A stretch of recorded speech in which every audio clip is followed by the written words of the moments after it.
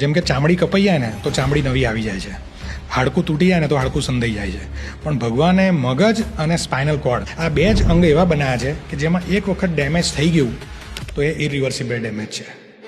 કોઈને brain tumour થયું હોય કે બ્રેન સ્ટ્રોક આવ્યો હોય કે પેરાલિસિસનો અટેક આવ્યો હોય, હમણાંના સમયમાં આ કેમ વધી ગયું છે? બીપી વધવાને કારણે, સ્ટ્રેસ વધવાને કારણે નસ ફાટી જાય અને હેમરેજ થાય. એમાં ઘણા બધા કેસમાં તમારે સર્જરી કરવી પડે અને હેમરેજવાળા પેશન્ટ તમારા સુધી પહોંચે ત્યાં સુધી એ હેમરેજને કારણે મગજમાં ઘણું બધું ડેમેજ થઈ ગયું હોય. એવી કઈ હેબિટ્સ છે જે તમારા હિસાબથી લોકો ઇમિડિયેટલી ચેન્જ કરી દેવી જોઈએ જો આગળ જઈને ન્યુરોના પ્રોબ્લેમ્સ ન આવવા દેવા હોય તો? આજથી હજારો વર્ષો પહેલા ભગવાને ગીતાજીના 17મા અધ્યાયમાં આહાર વિશે પ્રવચન આપ્યું છે કે આયુષ સત્વ બલારોગ્યમ સુખ પ્રીતિ વિવર્ધન રસ્યા સ્નિગ્ધા સ્થિરા હૃદયા આહારા સાત્વિક પ્રિયા. કે શક્તિ, બળ, તેજ વધારનારો જે આહાર છે એને હું સાત્વિક આહાર કહું છું. અને કેવો હોય? મેં ઘણા બધા ડોક્ટર્સના પોડકાસ્ટ કર્યા. પહેલા ડોક્ટર એવા છે જે સાથે શ્રીમદ ભગવદ્ ગીતાજીને લઈને બેઠા છે.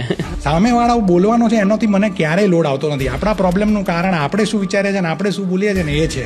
એટલે જે બોલવાનું ગમે નહીં ને એ ક્યારે વિચારવું નહીં, અને જે વિચારવાનું ના ગમે ને એ ક્યારે બોલવું નહીં. એક મહાયુદ્ધમાં ભગવાને એક યોદ્ધાને કરેલી વાતમાં આજના જીવનના બધા પ્રશ્નોના જવાબ છે. આપણે શું ખાવું, શું ન ખાવું, ફેલિયર મળે તો શું કરવું, સક્સેસ મળે તો શું કરવું, નિષ્કામ કર્મ, આ બધી વાતો ભગવાન આજથી 5000 વર્ષ પહેલા કહેલી ને આજની તારીખે હજી પ્રાસંગિક છે. અને આની વાત એક ડોક્ટર મને કરે છે એ વાતનો મને વધારે ગર્વ છે. નવી જનરેશન જેને આપણે જેન ઝી કહીએ છીએ એને આ વસ્તુથી અવગત કરાવીએ કે આ તો એન્સાઇક્લોપીડિયા છે.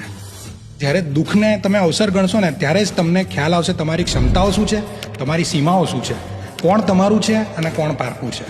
એટલે જ્યારે દુઃખ આવે ને ત્યારે તો યાર મોજથી એને ફેસ કરો, કારણ કે તમને જીવનના ઘણા બધા પાઠ એ શીખવાડી જશે. જ્યારે એક ન્યુરોસર્જન ડોક્ટર આ વાત કરે ત્યારે આ બહુ મોટી વાત છે. જ્યારે ભગવાન પ્રોબ્લેમને જન્મ આપે છે ને ત્યારે એનું સમાધાન જોડે આપે જ છે, અને સાથે બીજી ઓપોર્ચ્યુનિટી પણ આપે છે. એટલે પ્રોબ્લેમ અને સમાધાન બંને સાથે જ ચાલે છે. બસ સમયનો ફરક હોય છે. સમસ્યા પહેલા આવે છે અને સમાધાન પછી આવે છે, પણ એ સમયને માણી લો. સૌથી અઘરા ન્યુરોસર્જરીના કેસીસ તમે કયા ડીલ કર્યા ત્યાં સુધીમાં? બહુ સત્ય ઘટના. એટલે એક બા હતા, આઈ થિંક 65-70 વર્ષ, અને એમને છે ને મગજના સેન્ટરમાં ગાંઠ હતી. પણ એ એવા જગ્યા પર હતી કે જેને કારણે મગજનું દબાણ વધેલું ને એમને એક સાઈડના શરીરમાં લકવાની અસર હતી. લગભગ 6 કલાકનું ઓપરેશન હતું. ગાંઠનો જે છેલ્લો બીટ મને દેખાતો હતો કે બસ this is the last chunk which I am going to remove it. હું કાઢવા ગયો